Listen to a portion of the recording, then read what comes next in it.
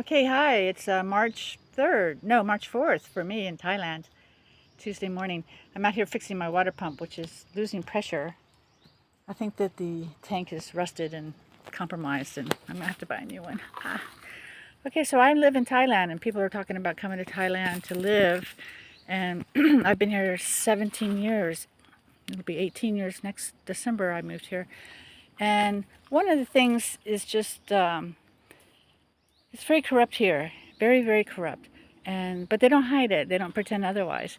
And something like I would say that might bother you is this is a rubber tree forest to the north of me. It's probably about maybe 5 acres or so, maybe closer to 10.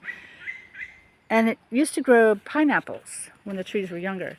And one day I was out here and the guy was spraying for weeds or whatever with paraquat, a known carcinogen, which is banned for use on agricultural products in Thailand and in America, anything for human consumption. But no one would have cared had I taken the can up to the orbitor and showed them. They just would take it as a way to get a bribe, to get a gratuity for threatening to, prosecute them or, fine them. So you have to realize that you're living in a country like that. Okay. It's I tried to run a business here without a partner under Amity Treaty, which allowed me to own 98.98% of my company. Normally, a Thai person has to own 51%. And what that did for me was get me shut down. Immigration refused to renew my B visa. I had some local yokels coming around sniffing for money. I was trying to run a horse business, which is very labor intensive, trained labor that need to be conscientious, and that was just an impossible pool to fill. It was incredibly difficult, and I just quit.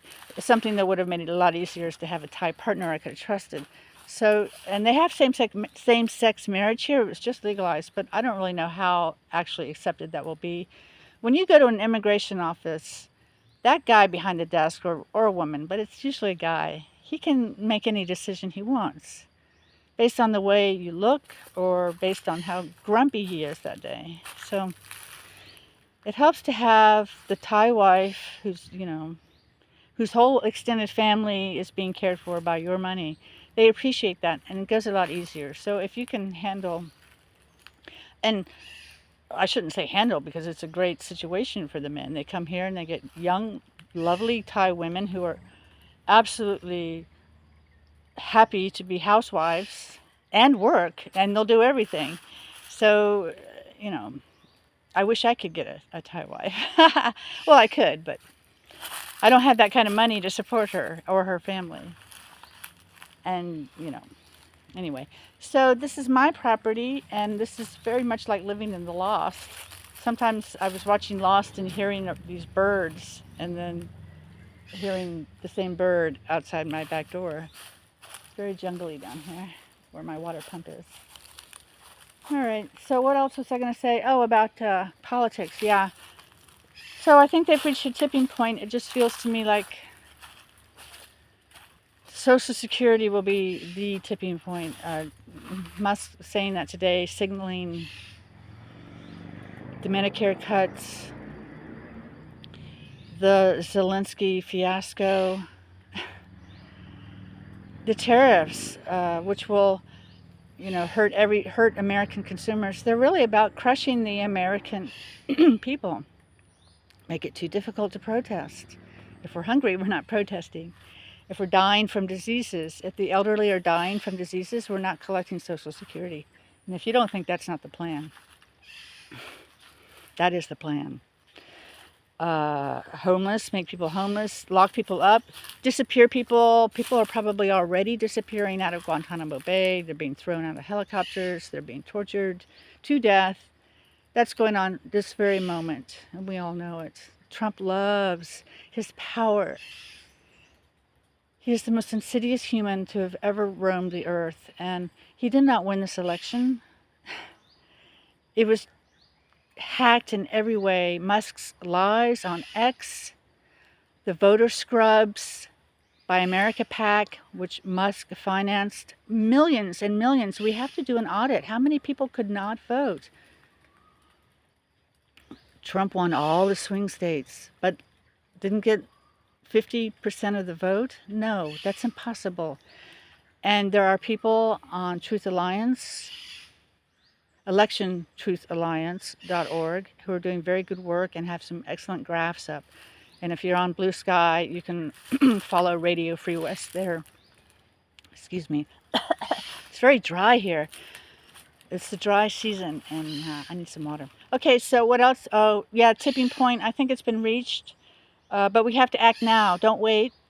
And people say, "Oh, well, we have to take the Congress." Well, I wouldn't count on that, because we don't know what they're going to do with the elections. They're in the system. They've got the software. They've got the kid hacker who knows what he's doing, replicating ballots. You know, please.